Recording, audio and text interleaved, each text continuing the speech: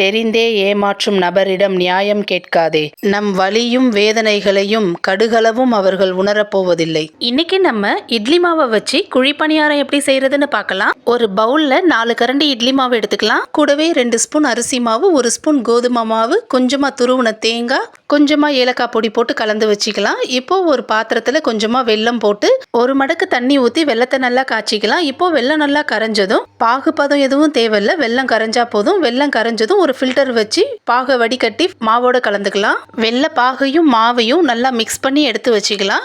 இப்போ நம்ம குழிப்பணியார சட்டியை அடுப்புல வச்சு நெய் ஊத்திக்கலாம். ஸ்டவ்வை மிதமான ஹீட்லயே வச்சுக்கலாம். இப்போ மாவு ஊத்தி மூடி போட்டு மூடி வேக வச்சுக்கலாம். வெந்ததும் நம்ம திருப்பி போட்டுக்கலாம். இப்ப பாருங்க எவ்வளவு அழகா சூப்பரா வெந்து வந்திருக்குன்னு. நல்லா சாஃப்டா இருந்துச்சு. டேஸ்ட் ரொம்ப சூப்பரா இருந்துச்சு. செய்யறதுக்குமே கொஞ்ச நேரம் தான் ஆச்சு. நீங்களும் உங்க வீட்டுல ட்ரை பண்ணி பாருங்க.